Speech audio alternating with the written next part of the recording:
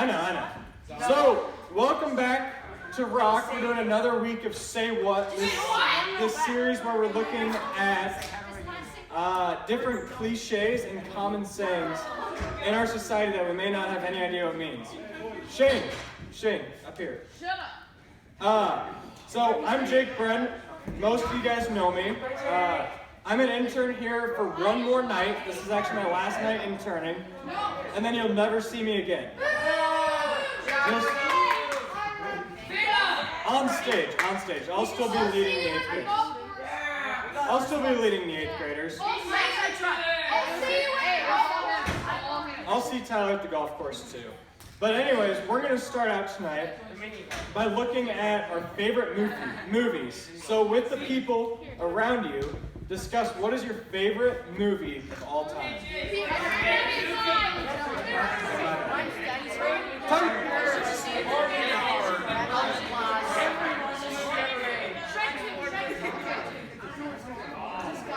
My favorite movie is Shrek 5.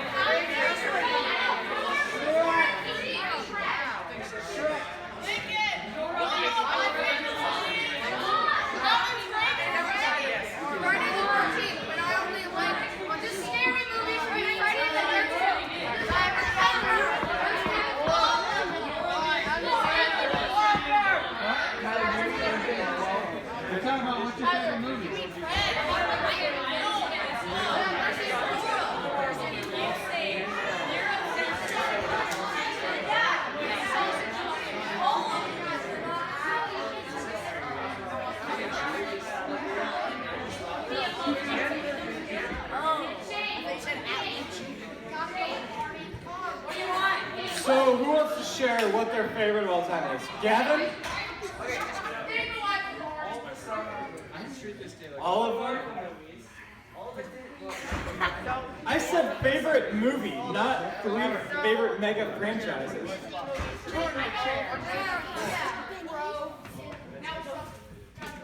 Elsa? You mean Frozen? Jace? Did they make a movie out of this? I never saw it. Daniel? Guys, I can't hear Daniel. What? Hunt for October? Nate? I've never heard of that. Halloween? That's a good one. Tyler or Santi?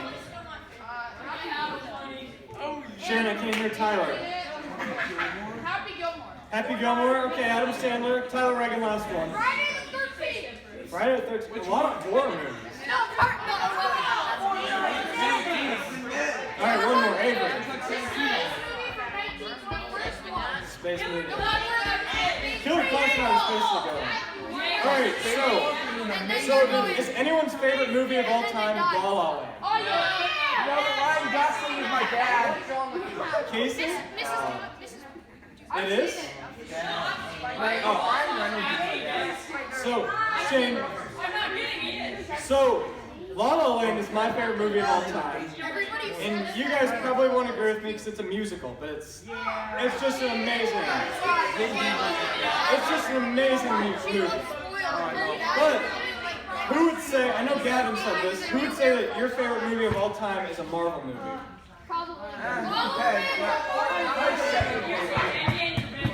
No, not. So a few people. Well, those few people that raised their hand are probably going to make you upset. It's not Iron Man, I thought he was dead. Same with Black Hey, if you haven't seen Endgame yet, it's been 2 years. You can spoil it. Iron Man dies. But anyways, the MCU. Hey, Avery. 8th grade boys. I expect more out of you. Just because I'm your leader doesn't mean you can just talk through it. So the MCU is like 500 different superheroes that fight like 500 villains. And I don't love the MCU as much as some of you guys might, just because, hear me out, it's all the same movie. There's 22 movies, and I've seen all of them, and they are all just pick any of them, and they're these people that don't really recognize they have a superpower, or they realize they have one and they're super cocky, then they get beat up by a bad guy, and then they come back, and they get cooler armor, and they find out they have a superpower, and then they beat the villain in a big super battle with CGI, and then ta-da, happy ending. Spider-Man. What? Spider-Man. All of them. All of them. So you may disagree with me. I actually do enjoy these movies. I don't hate them. But when I watch movies, I just kind of think critically of them, and I'm not that much of a fun person to watch them with. But when I watch these, I realize that there's one key phrase or one key theme through all of them. And that's, what doesn't kill you makes you stronger. So who has heard this phrase before? Where do you guys know it from? Wyatt? Hunger Games? Good. Okay, Owen, do you want to sing the song for us? Shane, take it away. Not that song. Okay, maybe there's two songs.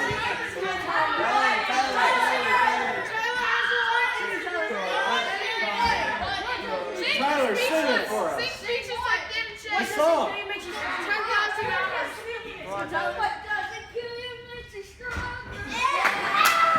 Yeah, that's exactly what we were looking for. So, I was older when that song came out. The first time I ever heard the phrase, or whatever I think of, is from The Dark Knight with Heath Ledger. And at the beginning of the movie, he does some very ungodly things as the Joker in a bank. He kills someone and then comes up, takes his mask off, and says, "What doesn't kill you makes you stranger." What doesn't kill you makes you stranger. And then he's like, ta-da. But anyways, this phrase, I'm sure your parents have told you this. I'm sure you guys have seen it in movies. I'm sure you've heard it in sports. But this phrase is also in the Bible. Believe it or not. It's not word for word in the Bible, but we're going to look at how it's in the Bible. So we're going to look in Daniel chapter 3. And before we get into that, I'm going to ask a question. Who here is a fan of VeggieTales? This is my quiz.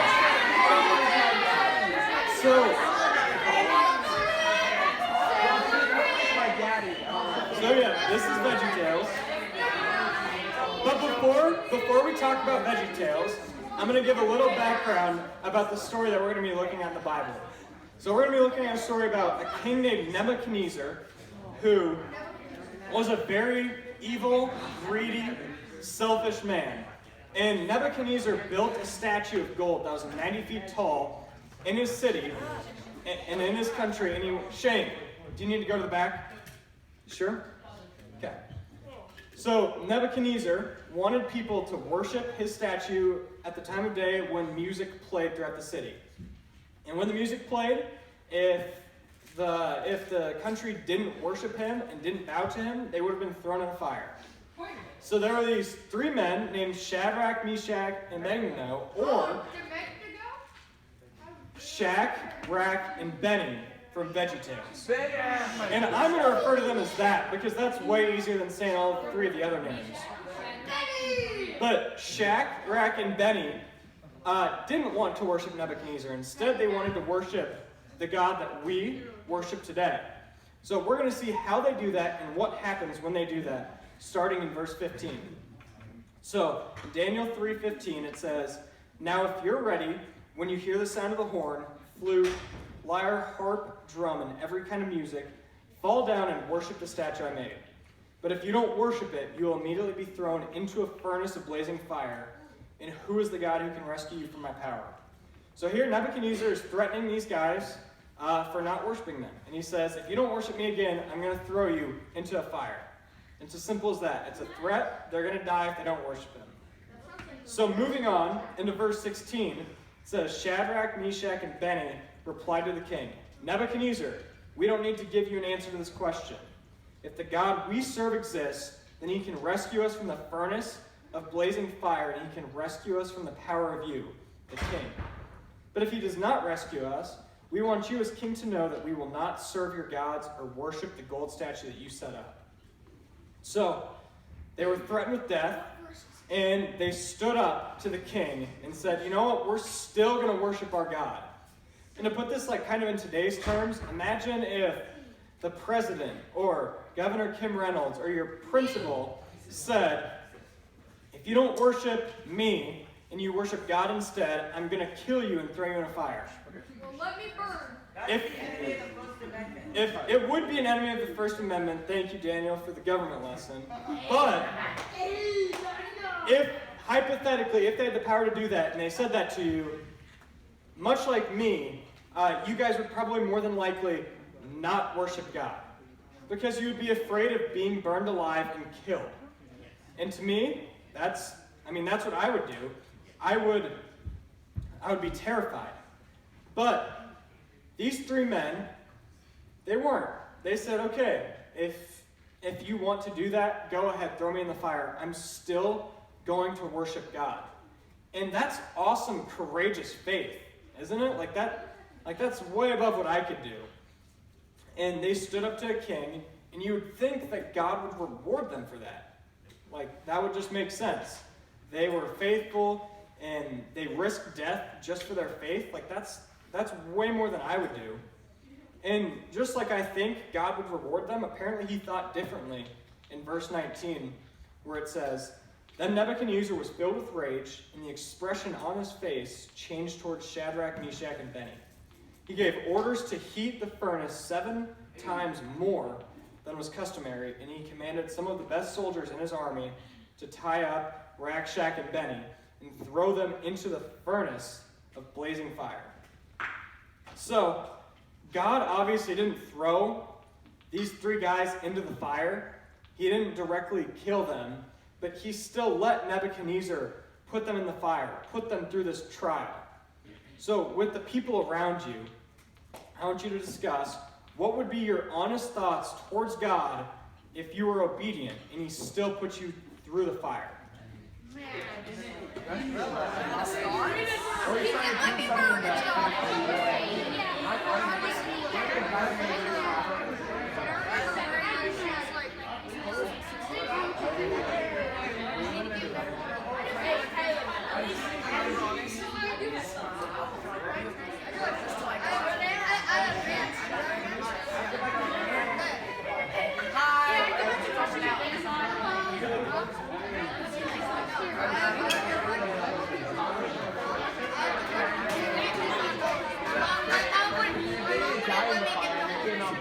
So, what would be some of your reactions?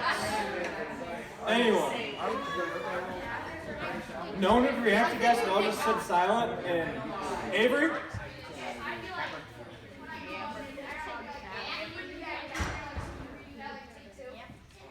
Take 2, yeah. Take 2. Good answer. Simon? That's a pessimistic way of looking at it. Shane? He's just giving you an example of hell. Okay, that's good. I'll die no matter what. You'll die no matter what? See, that's the same answer as Simon's. Daniel? Wake up from your dream. Wake up for your dream. Jace, last one. Alright, so I'm gonna be like, why did I believe in you? And now I'm getting thrown into the fire. Thank you. Jace had the first right answer. Just kidding. All those answers are right because they're feelings. But Jace feels exactly like I would. I would have thought, like, I was being cheated. Like, God, I listened to you. God, I was faithful. Like, what more do I need to do? And you're still going to allow me to die? And I know that this seems so far-fetched because it's a story in the Old Testament that was 3,000 to 4,000 years ago. Or you know it from a cartoon. So naturally you're going to think like, oh, this is just a story, it's made up and whatever. But no, this is real. And even though, I haven't. Will Robinson's been threatened to have been thrown in the fire before. But for the most part, like, we're not going to have our life risked by death, by fire for worshiping God. But in our life, there is real fire. And for me, I've got several examples of that in my life. There's one, just a parent's divorce. That was one of those times where you felt like, there's no way God is for me right now. Like, why would you let this happen? Thought you had a happy family, but apparently you didn't. And why would you let that happen, God?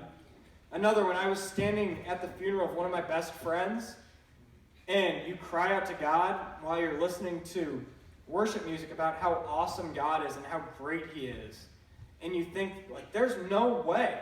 There's absolutely no way that God is amazing. There's no way that God's powerful.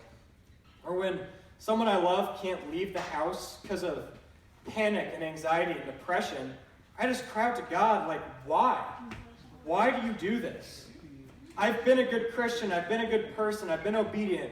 Why are these things happening to me? And I'm sure most of you are like me. Most of your leaders are like me when those hard times hit or when those trials hit. And I know that it seems brutal and it seems just cliche or it seems like a say what, but God is a loving Father, and part of loving is being challenged, and part of growing is being challenged, and we grow by being challenged. And I know that's really hard to display that through the Bible and through just saying that, but one way we're going to see that is talking about lifting. And I know that it looks like I lift 2 or 3 times a day.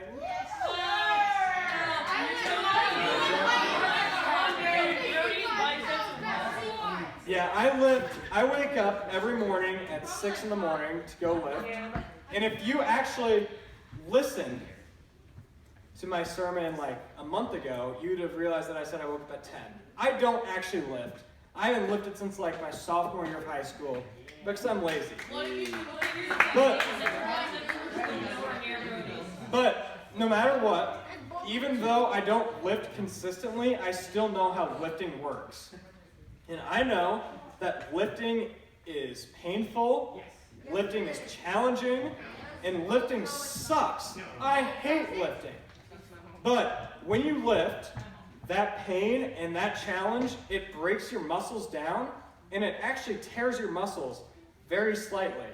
And then over the course of the next day, the next hour, the next minutes, your proteins and your amino acids start to rebuild your muscles stronger than they were before.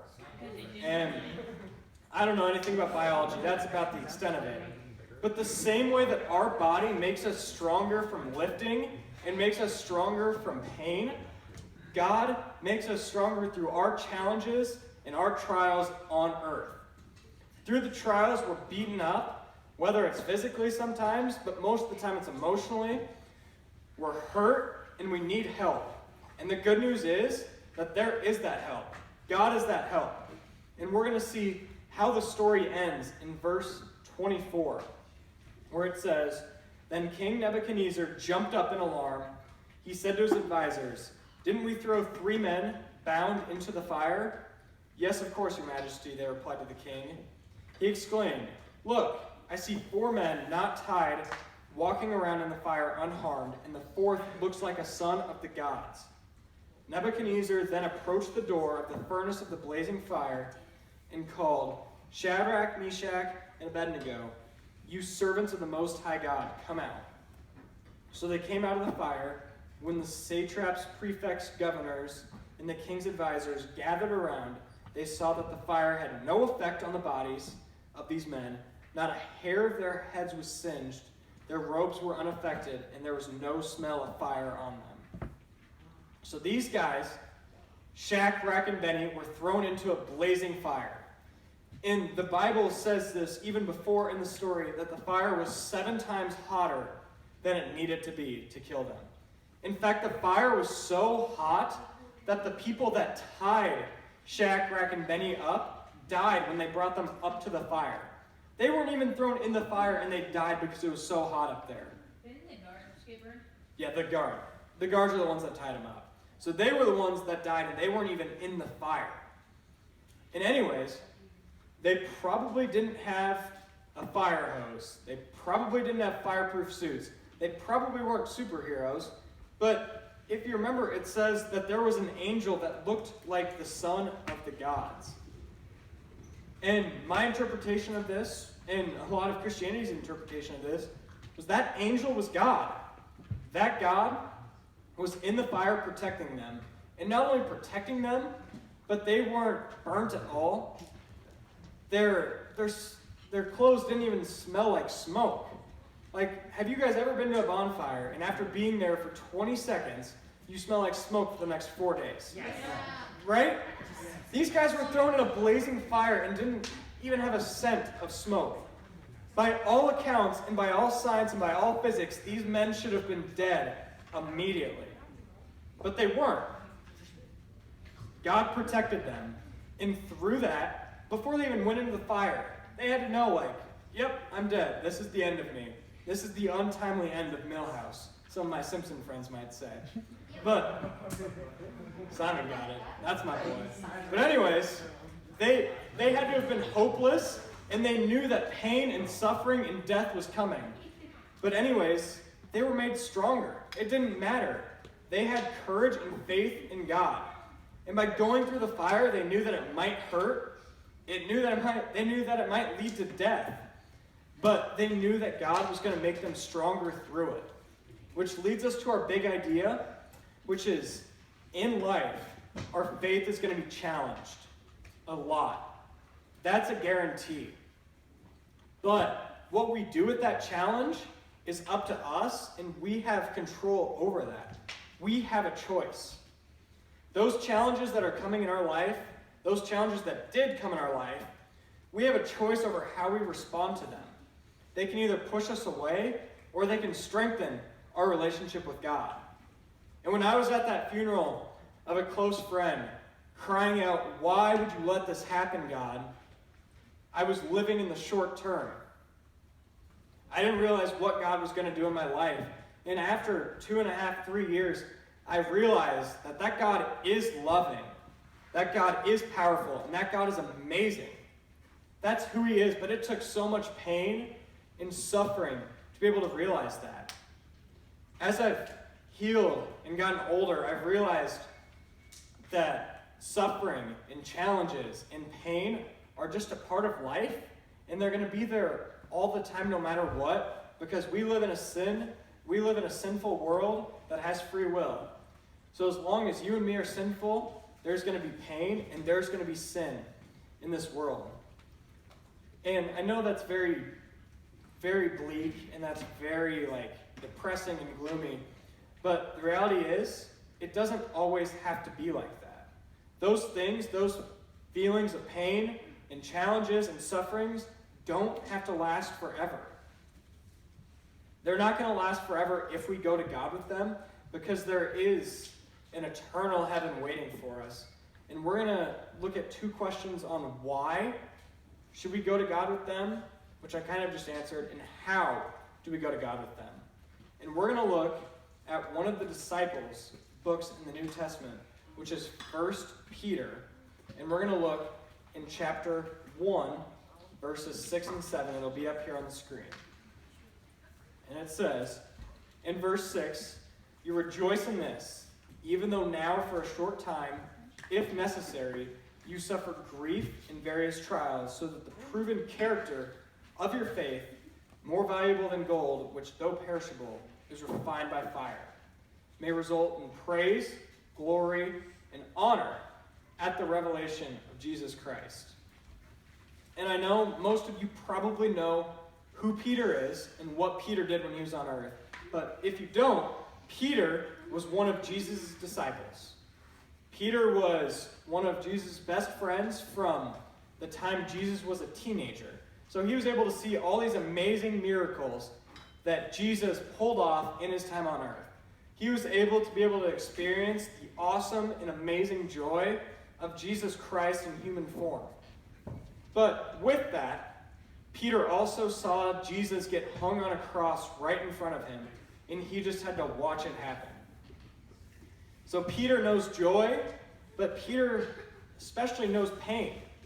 He knows suffering. He knows challenges. So believe him when he says this. The pains of this world, the challenges of this world, lead to character. And what is character? Character is the wisdom that you gain from going through challenges and from going through trials. Peter knows that what doesn't kill you, he knows that the challenges of this world, he knows that what doesn't kill you makes you stronger. But that phrase is only true if we go to God. So the final question is, how do we go to God with the trials? And if I'm being honest, this is the hardest part for me to talk about because I don't really know the answer to this. And I'm sure your leaders don't really know the answer to this. And Jeremy doesn't, and Dewey, and Mike. They don't know the answer to this because there's not really one way to do it. And there's no easy way to do it. So when you're faced with challenges and trials and hard times, my first point of advice would be go talk to your leaders. I don't know every single leader's testimony in here, but I know that your leaders have battled really hard times. They've probably run from God at some point. But for some reason, on a Wednesday night, they're here wasting their time with you guys. 6th grade boys, I'm talking more about you. 8th graders, you're awesome. But anyways, your leaders have real testimonies about their faith. They have been challenged beyond measure, and they have had every single opportunity to not be here today, but they choose to be. So listen to their testimony, listen to their stories, listen to what they've done right and what they've done wrong, because that's how you're going to learn from them. Your next is be honest. You guys have some awesome small groups with fellow friends and peers that you can rely on and that you can trust. Your small group cares for you. Your small group wants to help you, but they're not really going to be able to know your problems until you talk about your problems and open up. Finally, I know it could literally just be the overarching theme of this, but pray. We're going to say that every week, and I know it's so cliche, it's so say what, it's just one of those things that you always hear, and you roll your eyes, because I do it too. But I'm serious when I mean this. Praying to Jesus is the best way to stay connected with God no matter what. No matter what, all the time, Jesus has died for you, and there's nothing that he can do to love you less. He has already proved so much throughout every single part of history that he loves us. But do you know what we haven't done? We haven't proved that we love him. We can prove to Jesus our relationship by praying and by being interconnected with his word and his love and his wisdom. Because after all, God and Jesus, the Holy Spirit, they're all making you stronger through the challenges. Because what doesn't kill you, it makes you stronger. So I'm going to pray. 8th grade boys, when I'm done praying, we're going to stay in here before we go off into small groups. We'll see. We'll talk about it. But anyways, I'm going to pray us out and then head off into small groups. Dear Lord, I pray and I just thank you for another night of rock before we're going to send these kids out for a little break for Thanksgiving. I pray for just the health and safety of this church, of this community, and of this world. Lord, just that you're able to continue to work all the time, no matter what the circumstances are. Thank you for making us stronger through the challenges of this world that are going to come no matter what. And I just pray that when the challenges hit, we're able to go to you for your love. We love you, Lord, in your name I pray. Amen.